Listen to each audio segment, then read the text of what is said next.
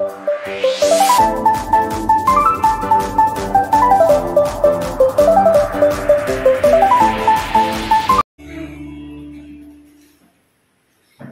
surgawi, kami datang kepadamu. Kami siapkan hati kami untuk mendengarkan kebenaran firman Tuhan. Penuhilah kami dengan Roh-Mu ya Tuhan. Bentuklah kami seturut firman-Mu, agar hidup kami penuh dengan sukacita, penuh dengan rasa syukur, memuliakan Engkau ya Tuhan. Tuhan, berbicara kepada kami. Kami siap mendengar. Dalam nama Tuhan Yesus Kristus kami sudah berdoa. Amin. Selamat pagi, Shalom. Puji Tuhan, Bapak Ibu, Saudara dikasih Tuhan. Hari ini khotbah saya beri judul Pujilah Tuhan, hai jiwaku. Kita akan baca bersama-sama dari kitab Mazmur pasal 103 ayat 1 sampai ayat yang kelima. Saya mengundang Bapak Ibu untuk membacanya secara berbalasan. Saya baca ayat 1, saudara ayat 2 dan seterusnya. Pergantian sampai ke ayat 5 kita membaca bersama-sama ya. Ayat 5 bersama-sama. Mazmur 103 ayat 1 sampai ayat yang kelima. Mari kita baca bersama. Saya mulai dari ayat 1. Dari Daud, pujilah Tuhan hai jiwaku. Pujilah namanya yang kudus hai segenap batinku. Pujilah Tuhan hai jiwaku, dan janganlah melupakan segala kebaikannya. Dia yang mengampuni segala kesalahanmu, yang menyembuhkan segala penyakitmu. Dia yang menebus hidupmu dari lemahku, yang menyertai engkau dengan kasih setia dan rahmat. Sama-sama.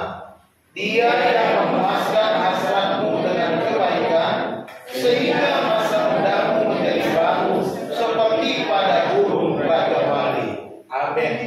Berbahagialah kita yang mendengar dan yang melakukan firman Tuhan. Saudara-saudara yang dikasihi Tuhan, tadi saya belum tayangkan ya. Kita tahu memuji Tuhan itu sangat penting ya. Memuji Tuhan itu sangat penting. Dan di sini kita membaca dalam Mazmur Daud ini bahwa memuji Tuhan harus dengan segenap hati, dengan segenap jiwa. Sebagaimana dikatakan dalam ayat 1 dan ayat 2. Daud berkata, dari Daud, pujilah Tuhan hai jiwaku. Pujilah namanya yang kudus hai segenap batinku. Pujilah Tuhan hai jiwaku, dan janganlah lupakan kebaikannya. Kalau kita melihat kembali ke belakang sepanjang hidup kita menghitung hari-hari yang sudah kita lewati. Ada banyak hal yang kita alami. Dan satu hal yang harus kita ingat bahwa betapa banyaknya kebaikan Tuhan yang Tuhan nyatakan di sepanjang hidup kita. Amin. Mungkin kita melewati masa-masa sulit. Mungkin kita juga mengeluarkan air mata. Mungkin kita juga mengalami tekanan batin, kesakitan dan berbagai macam persoalan. Tetapi di sini Daud berkata dalam ayat yang kedua, pujilah Tuhan hai jiwaku, dan janganlah lupakan segala kebaikannya. Di sini Daud menguatkan dirinya, menguatkan pribadinya. Dia berkata, pujilah Tuhan hai jiwaku. membangkitkan energi diri kita untuk memuji Tuhan, harus bisa membangkitkan semangat baru kita untuk selalu memuji Tuhan, terlebih ketika kita melihat kebaikan-kebaikan Tuhan di sepanjang hidup kita. Ini yang Daud katakan. Dia ketika bilang, pujilah Tuhan hai jiwaku, pujilah namanya yang kudus hai segenap batinku. Artinya dia mau supaya Allah yang maha kudus itu dipuji dengan sepenuh hati, dipuji dengan sungguh-sungguh, bukan sekedar lip service atau kalau orang nyanyi lip sync saja, tetapi benar-benar dari jiwanya digerakkan. Jiwa ini berbicara tentang esensi manusianya, diri pribadinya, ini jiwa. Dan ketika batin itu berbicara kesungguhannya di dalam memuji Tuhan. Oleh sebab itu kita harus memuji Tuhan seperti Daud menguatkan jiwanya, memuji Dia dengan segenap batin kita, dengan segenap hati kita. Ini yang harus kita perbuat.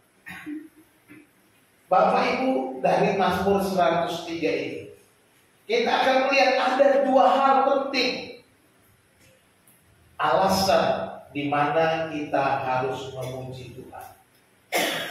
Dua alasan penting kita patut memuji Tuhan. Wah, biasanya Pak Ferdinand khotbah 3, sekarang 2. Pendek berarti. Tapi jangan pikir kalau 2 pendek. Memang 2, tapi penjelasannya bisa panjang. Ya. Kita mau belajar firman Tuhan kan gitu kan. Jadi kalau dikupas isi firman Tuhan itu, jadi bisa saja 2, tapi yang penjelasannya banyak gitu ya. Nah, kita lihat yang pertama, mengapa kita memuji Tuhan? Sebab Tuhan itu baik. Amin. Amin. Tuhan Yesus baik. Amin. Sungguh amat baik. Untuk selama-lamanya Tuhan Yesus baik. Haleluya. Di sini si pemazmur berkata betapa baiknya Tuhan itu. Itu sebabnya dia jangan lupa kebaikan Tuhan. Don't forget. Jangan pernah engkau melupakan segala kebaikan Tuhan. Mungkin saja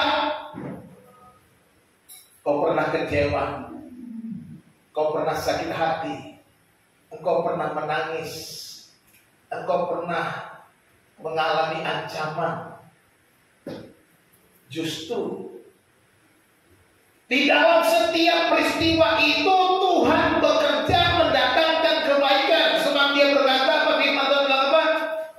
Kita tahu sekarang bahwa Allah turut bekerja di dalam segala sesuatu untuk mendatangkan kebaikan bagi mereka yang terpanggil sesuai dengan rencananya. Hello, kitalah orang-orang yang sudah dipanggil sesuai dengan rencananya. Gereja di dalam Alkitab, bahasa Yunani gereja itu diambil dari kata eklesia. Eklesia itu dari kata ek dan kaleo. Kaleo itu kata kerja. Ek itu artinya keluar, kaleo itu dipanggil. Jadi kita ada orang-orang yang sudah dipanggil keluar menjadi eklesia, menjadi jemaat Allah, menjadi gereja Tuhan. Di mana Yesus berkata, aku akan mendirikan jemaatku, mendirikan eklesiaku. Jadi saudara dan saya adalah orang-orang yang sudah dipanggil oleh Tuhan dari dunia ini. Kita masih di dunia ini, tetapi kita dipanggil menjadi berbeda dengan dunia ini, menjadi orang yang benar-benar untuk memuji kemuliaannya. Amin. Allah turut bekerja dalam sebelah bagi mereka yang dipanggil sesuai dengan rencana. Jadi jangan pernah lupa kebaikan Tuhan. Apa yang pemazmur ini katakan? Ada 4 4 kebaikan Tuhan yang harus kita ingat. Yang pertama, Dia yang mengampuni segala kesalahanmu. Amin. Dia yang mengampuni segala kesalahanmu. Luar biasa. Kata mengampuni ini menunjukkan di dalam Alkitab hanya digunakan untuk pengampunan yang berasal dari Allah. Bukan sekedar pengampunan, tapi kata ini selalu digunakan di dalam Alkitab untuk menunjukkan bahwa ini berasal dari, maka dikatakan Dia yang mengampuni segala kesalahanmu. Di dalam ayat-ayat lain juga di Alkitab digunakan kata kerja ini mengampuni yang berasal dari Tuhan. Ya. Jadi kalau kita perhatikan di sini, Allah sendiri yang mengampuni kita dari segala kesalahan kita. Artinya apa? Kita tidak luput dari salah. Sebenarnya di sini si pemazmur juga mengingatkan umat Israel, bangsa Israel, betapa mereka banyak salah dalam perjalanan mereka. Kalau kita mereview kembali kehidupan orang Israel, ketika mereka keluar dari Mesir, oh mereka bandelnya minta ampun, ya kan? Tetapi Dia mengatakan si pemazmur, Dialah yang mengampuni segala kesalahanmu, sehingga engkau menjadi umat pilihannya. Luar biasa. Kita dipanggilnya menjadi jemaatnya, menjadi gerejanya, karena kita sudah diampuni segala kesalahan kita. Yang dia maksud. Jadi kita lihat di sini, kebaikan Tuhan itu luar biasa. Kebaikan Tuhan itu sungguh ajaib, sungguh hebat. Tidak ada pengampunan yang sulit. Kalau kita melihat kembali bagaimana cara Allah mengampuni kita, ya. Dia memberikan anaknya yang tunggal untuk mati di atas kayu salib, mencurahkan darahnya, dihina, dianiaya, menderita. Dia lakukan untuk kita, untuk mengampuni kita. Seharusnya dikatakan kitalah yang harus mengalami atau dihakimi atau dihukum atau dianiaya karena segala kesalahan kita. Jadi kita di sini bersyukur kebaikan Tuhan yang besar. Yang pertama dikatakan Dia yang mengampuni segala kesalahan. Yang kedua dikatakan apa? Dia yang menyembuhkan segala penyakitmu. Ketika Dia berkata segala penyakit ini bukan hanya sekedar penyakit jasmani. Ya, ini perhatikan baik-baik. Bukan hanya sekedar penyakit yang memang bisa menyembuhkan segala penyakit jasmani, tapi ada juga penyakit yang harus kita perhatikan, penyakit rohani. Penyakit rohani yang bagaimana? Yang bandel itu, ya, yang kemarin bikin dosa minta ampun, diampuni, bikin dosa lagi, itu namanya penyakit rohani. Dia yang mengampuni apa? Menyembuhkan segala penyakit. Jadi kalau kita perhatikan di sini Tuhan begitu baik, Dia menyembuhkan segala penyakit jasmani dan rohani. Tapi jangan langsung bangga diri, aku sudah diampuni, penyakitku sudah disembuhkan, penyakit jasmani sembuh, penyakit rohani sembuh. Tapi jangan balik lagi, jangan seperti apa? babi yang kembali ke kubangannya. Begitu. Kalau kita sudah disembuhkan penyakit kita, sudah disembuhkan segala kebiasaan buruk kita, itu penyakit rohani. Jangan balik lagi dong. Jangan kembali lagi ke kubangan. Jangan lagi hidup di dalam dosa. Jadi dia mengampuni, dia menyembuhkan. Dan yang ketiga dia kata, dia menebus hidupmu dari lubang kubur. Ya, menebus hidupmu dari lubang kubur. Perhatikan di sini. Kata menebus di dalam ayat ini digunakan istilah goel.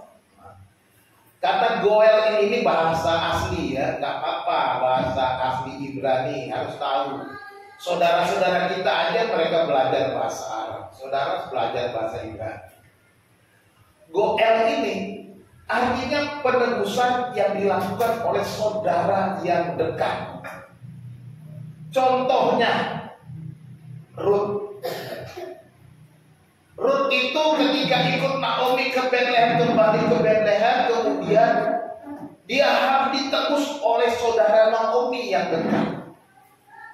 Dan kita tahu akhirnya dia ditebus oleh saudara Naomi dan dinikah. Itu namanya goel.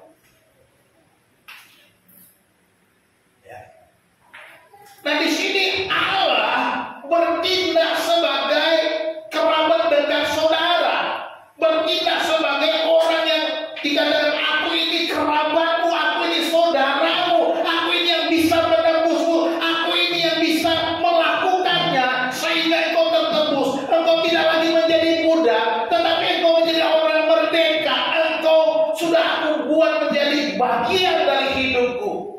Ini yang Yesus buat. Ini yang Allah buat ketika dia yang menebus hidupmu dari lubang kubur. Kata lubang kubur itu bisa juga artinya kalau ada terjemahan dari neraka, ya, dari dunia orang mati. Jadi di sini kita perhatikan Allah itu begitu baik, dia menjadikan dirinya kerabat saudara yang bisa menebus saudara, dan dia menebus kita dari kematian. Itu sebabnya Yesus diberikan untuk kita supaya apa? Supaya kita tidak mengalami kematian kedua, tetapi kita memiliki hidup yang kekal. Haleluya, katakan amin. Ini yang Yesus. Kita ditebus dari lubang kubur, diselamatkan, ya, sebagai bagian dari keluarga Allah. Jadi Allah melakukannya dengan kebaikan yang luar biasa.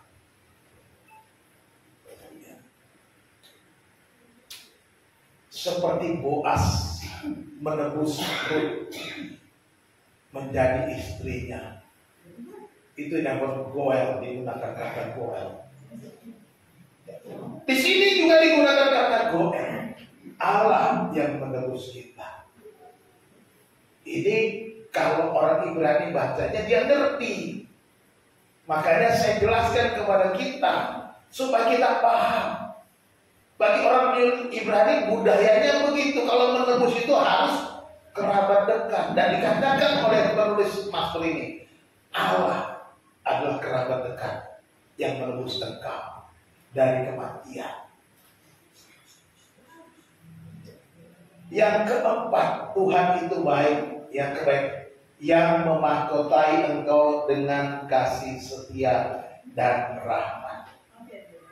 Yang memahkotai engkau dengan kasih setia. Itu pertama. Memahkotai artinya kita dikelilingi.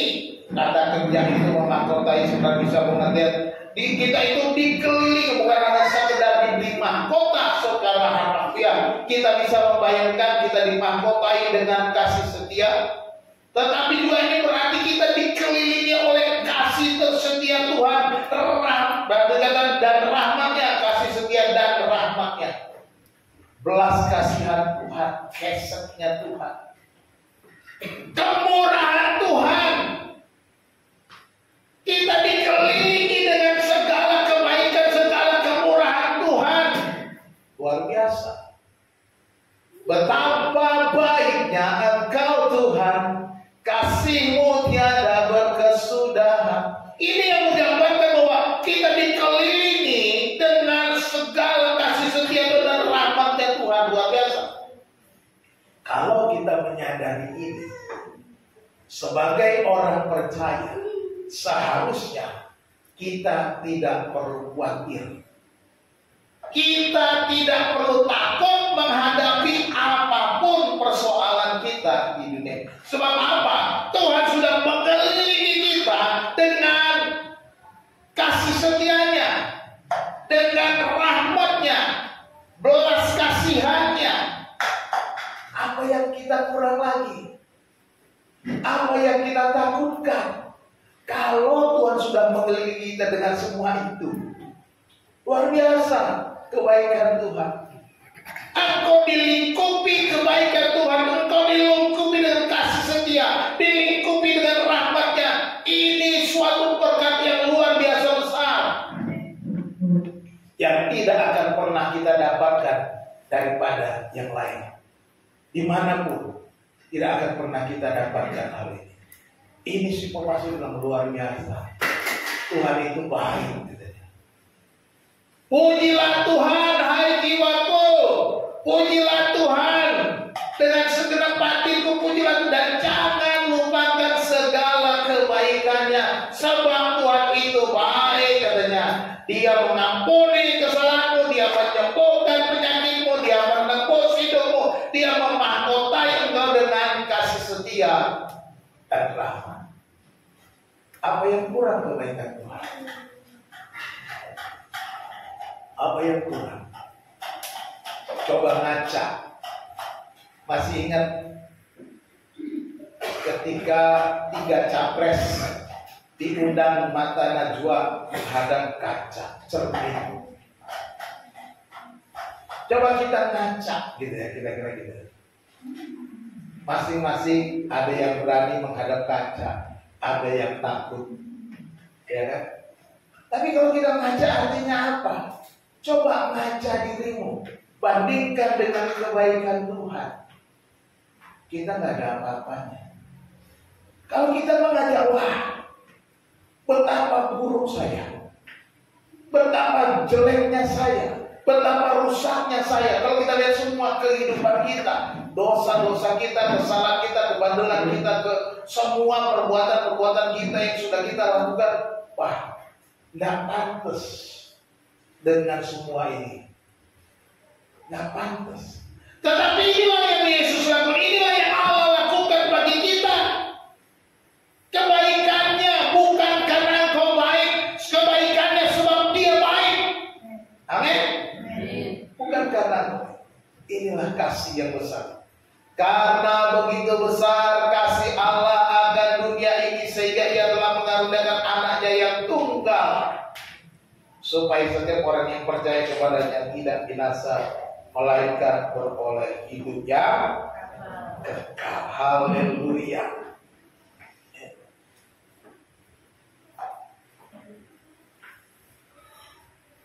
Jadi mari kita selalu mengingat kebaikan Tuhan. Dengan mengingat kebaikan Tuhan, kita akan menguatkan hati kita. Pujilah Tuhan, ayo. Puji Tuhan, haleluya. Kalau orang Arab bilangnya alhamdulillah. Apa? Ada orang Kristen di Arab enggak? Ada. Mereka bilangnya apa? Alhamdulillah. Jangan alergi. Ya, jangan itu bilangnya alhamdulillah. Memang kita orang Islam. Iya. Kita orang Islam. Iya. Islam itu artinya apa? Islam itu artinya tunduk dan patuh kepada Allah. Itu Islam. Tapi nggak beragama Islam, kan gitu loh. Beda agama dengan sikap, kan gitu ya kan? Beda nggak? Beda. Agama Islam, no, saya bukan agama Islam. Tapi apakah saya Islam? Ya, saya Islam sesuai dengan arti sesungguhnya. Takut, tunduk, dan patuh kepada Allah. Saudara takut tunduk kepada Allah nggak? Islam dong kalau gitu. Itu asli kata, istilahnya arti istilah. Di Arab sana banyak orang Kristen, jangan salah. Di Lebanon ada banyak gereja Kristen. Di Palestina banyak orang Kristen, juga ada orang Kristennya. Di Israel juga ada orang Islamnya. Jadi nggak usah ribut soal Israel Palestina. Mau perang-perang aja. Alkitab akan digenapi gitu aja. Kita tinggal berdoakan, Tuhan berikanlah terbaik buat saya, buat gereja, buat keluarga, buat bangsa Israel. Tuhan sudah atur. Nggak usah saudara campur-campur urusan Israel. Tuhan sudah atur soal Israel kok. Ya, mau bagaimanapun umat pilihannya akan dijaganya Alkitab, dijaganya sebagai biji matanya, itu umat Israel. Tuhan yang menjaga. Kok saudara mau tersinggung orang begini? Biarin aja orang mau ngomong jelek soal Israel. Puji Tuhan, haleluya. Gitu aja. Ya, jangan pernah kita tersinggung. Saya kadang-kadang tertawa kalau ada yang bela Palestina, bela Israel loh. Di Palestina banyak orang Kristennya kok. Di Israel juga banyak orang Islamnya kok. Ada. Jadi jangan sampai kita terkecoh. Itu bukan perang agama. Perang seperti Daud dan Goliat itu. Gitu aja. Perang antar bangsa, antar negara gitu aja ya. Bukan perang agama. Kalau ada yang bilang perang agama terserah dia. Tapi saya nggak percaya itu bukan perang agama. Jadi kita kembali ke ayat ini, betapa baiknya Tuhan itu. Jadi kalau kita melihat kembali kehidupan kita, dibandingkan dengan perbuatan Tuhan, wow, Tuhan itu baik. Maka tidak ada alasan untuk kita tidak memuji Tuhan. Itu yang pertama. Yang kedua, alasan kita memuji Tuhan bahwa Tuhan itu memulihkan kita. Amin. Dia memulihkan. Perhatikan ayat yang kelima. Dia yang memuaskan hasratmu dengan kebaikan. Ya kan? Di dalam ayat itu kalau kita membaca,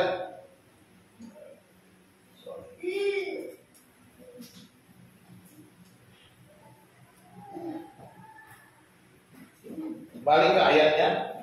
Dia yang memuaskan dengan sehingga masa mudamu menjadi baru seperti pada burung raja Bali. Dia yang memuaskan hasratmu dengan kebaikan. Dia memuaskan kita dengan segala kebaikan.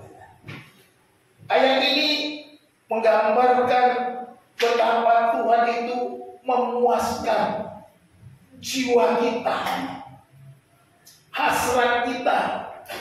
Dia yang akan memuaskan kita dengan segala kebaikannya. Tetapi dikatakan sehingga masa mudamu menjadi baru seperti pada burung raja wali. Jadi kita perhatikan di sini, Tuhan kebaikan itu menjadi bagian dari hidup orang yang percaya. Tuhan itu baik. Sekarang dikatakan dia memuaskan engkau dengan kebaikan. Artinya kebaikan Tuhan itu baik, kebaikannya itu kemudian menjadi bagian kita dan kita dipuaskan dengan kebaikan itu dan kita menjadi seperti burung raja wali. Sehingga masa mudamu menjadi baru seperti pada burung raja wali. Ini berbicara tentang pemulihan. Saudara tahu burung raja wali? Ya tahulah, pernah dengar gitu kan, pernah lihat gambarnya gitu kan. Mungkin belum pernah lihat burungnya, kalau belum pernah pergi jalan-jalan ke kebun binatang. Burung raja wali ini burung yang luar biasa, dipakai berapa kali dalam Alkitab. Tapi Tapi di sini digambarkan, dikatakan ketika Allah memuaskan kita dengan kebaikannya, Dia menjadikan kita seperti dan sehingga masa menjadi seperti pada burung Raja Wali. Burung Raja Wali ini bisa umurnya ratusan tahun, panjang umur dia. Tapi uniknya, dia ketika menjadi tua, dia pergi ke atas gunung yang tinggi. Di sana dia mencabuti bulu-bulunya. Akhirnya bulunya habis. Kalau bulunya habis, artinya nggak bisa terbang. Tetapi tidak berhenti di situ.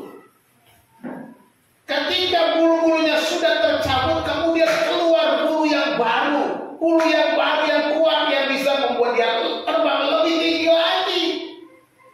Makanya digambarkan seperti pada burung Raja Wali. Engkau menjadi lebih kuat, engkau menjadi muda lagi, engkau menjadi dipulihkan oleh Tuhan. Tuhan itu baik, Tuhan itu memulihkan. Inilah yang harus kita puja-puji kepada Tuhan. Tuhan akan memulihkan kita. Ya. Tuhan yang akan melakukan bagi kita. Ya. Jadi kalau kita perhatikan di sini kita diperbaharui, ya, atau dipulihkan oleh Tuhan. Jadi kita benar-benar mengalami pembaharuan hidup. Seperti pada burung Raja Wali yang kemudian dia bisa naik lebih terbang lebih tinggi lagi, sehingga umurnya panjang. Jadi kalau orang-orang yang memuji Tuhan melihat kepada pertolongan Tuhan, dia akan melihat hidupnya selalu mengalami pemulihan dari Tuhan, pemulihan kemenangan dari Tuhan. Jadi kalau kita perhatikan ini pemulihan. Tuhan itu baik dengan segala perbuatannya, tetapi Dia juga memulihkan hidupmu, memberikan kekuatan baru. Ketika bagian Mazmur lain, pemazmur juga berkata ketika orang Israel berjalan menuju ke Yerusalem dalam nyanyian ziarah mereka, engkau akan berjalan dan tidak akan menjadi lelah, katanya. Berjalan tidak menjadi, tapi tetap bersemangat. Itu orang-orang yang pergi berziarah ke Yerusalem, pergi menghadap Tuhan di Yerusalem.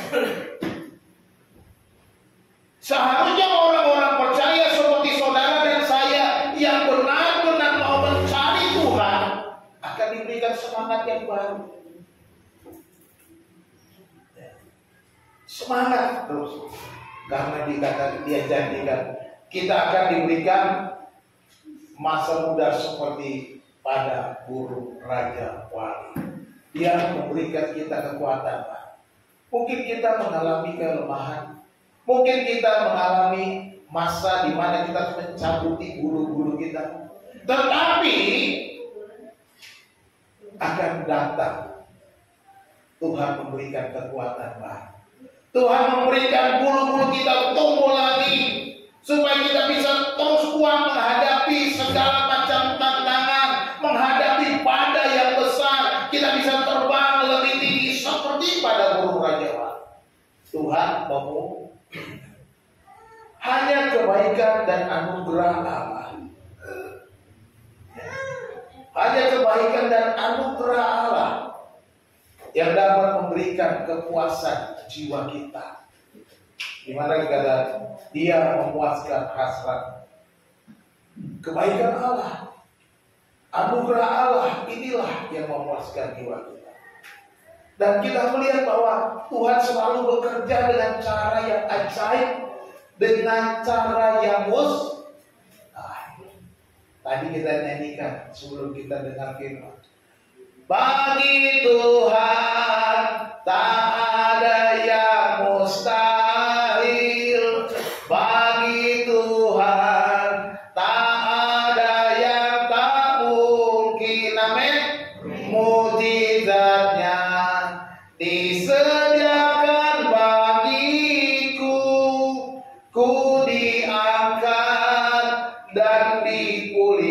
memulihkannya. Bagi Tuhan kan yang mustahil, sekalipun engkau sekarang lemah, sekalipun engkau sekarang tak berdaya, sekalipun engkau sudah tak ada kemampuan lagi, berserah sama Tuhan. Biarkan Tuhan melakukan karyanya, biarkan Tuhan bekerja di dalam hidup saudara, memulihkan saudara, memberikan kekuatan yang baru. Naik lebih tinggi, bergaul dengan Tuhan seperti burung raja wali. Dia pergi ke gunung menyendiri, ya, ke gunung tinggi artinya makin dekat dengan Tuhan kan gitu. Kita juga begitu. Mari kita naik lebih tinggi untuk mengalami pemulihan. Artinya kita mau bergaul dulu dengan Tuhan. Dekatkan dirimu dengan Tuhan. Dekatkan dirimu bersandar kepada Tuhan. Maka dia akan memulihkan hidupmu. Ya, dia akan memulihkan. Ini yang patut kita puji. Tuhan melakukannya untuk kebaikan kita. Tuhan melakukannya untuk kemuliaannya. Tuhan menyatakan kasih setianya. Tuhan menyatakan rahmatnya kepada kita. Apakah yang kurang dari Tuhan? Tidak ada. Sepanjang hidup saya, dalam perjalanan pelayanan saya, nggak ada yang kurang dari Tuhan. Nggak ada. Ya. Oleh sebab itu, saudara-saudara kasih Tuhan, alami kasih Tuhan, alami kebaikan, puji Tuhan. Jangan sampai kita lupa kebaikannya, tapi kita harus selalu memuji Tuhan. Jadi kita lihat alasan kita memuji Tuhan. Yang pertama alasan kita adalah Allah itu baik. Tuhan itu baik. Karena Tuhan itu baik, mari kita selalu merenungkan semua kebaikan Tuhan di sepanjang hidup kita dan memuji Tuhan dengan segenap hati dan jiwa kita. Kalau memang Tuhan itu baik, jangan lupa memuji Tuhan. Jangan lupakan Tuhan, jangan lupakan kebaikannya. Ini yang harus kita buat tiap-tiap hari. Yang kedua alasan kita memuji Tuhan, Tuhan memulihkan. Tuhan memulihkan kita. Kalau saat ini kita sedang menghadapi jalan buntu, sedang terpuruk, sedang dalam keadaan lemah, menyendirilah dengan Tuhan. Ya, seperti Raja Wali. Menyendiri dengan Tuhan, bergaul dengan Tuhan, mencari Tuhan, dan biarkan Tuhan memulihkan saudara dan memberikan saudara kekuatan baru seperti pada burung Raja Wali. Percayakan hidupmu untuk dipulihkan oleh Tuhan dengan cara yang ajaib. Saya nggak tahu bagaimana cara Tuhan akan memulihkan, tetapi Dia akan mampu melakukannya dengan caranya dan sesuai dengan apa yang kita alami. Tentunya berbeda satu dengan yang lain. Berbeda pemulihan Tuhan terhadap saudara dan terhadap saya, tetapi Tuhan sanggup melakukannya. Sebab tidak ada yang mustahil bagi Tuhan. Percayalah dulu. Jadi kalau kita sedang dalam keadaan kesulitan, menyendirilah dengan Tuhan. Ya. Mulai pemulihan dari Tuhan. Tuhan Yesus memberkati kita, kita berdoa. Allah Bapa yang di surga, kami bersyukur. Kami sudah membaca firman. Kami sudah mendengarkan renungan firman. Kami sudah mengerti apa yang Tuhan mau, supaya kami tidak melupakan kebaikan Tuhan. Supaya kami menyadari mengakui bahwa Tuhan sanggup memulihkan kami dengan cara sendiri ya Tuhan. Kadang-kala kami lupa untuk memuji Engkau, sebab kami lupa kebaikan. Kadang-kala kami lupa ketika kami terpuruk, kami lemah untuk mencari Tuhan, untuk menyendiri dengan Tuhan supaya kami mengalami pemulihan dengan cara Tuhan. Ampuni kami Tuhan. Tetapi hari ini kami mendengar firman-Mu Tuhan, kuatkanlah kami, teguhkanlah kami ya Tuhan, tolonglah kami ya Tuhan, supaya kami selalu memuji Engkau. Terima kasih Tuhan, hamba-Mu berhenti berbicara. Hamba terus memohon kepada-Mu ya Roh Kudus, biarlah Engkau mengingatkan kami, menguatkan kami tiap-tiap hari, menolong kami untuk selalu menjaga hati kami untuk mengingat kebaikan-kebaikan Tuhan. Terima kasih Bapak, kami bersyukur dan menyerahkan hidup kami dalam tangan kuasa.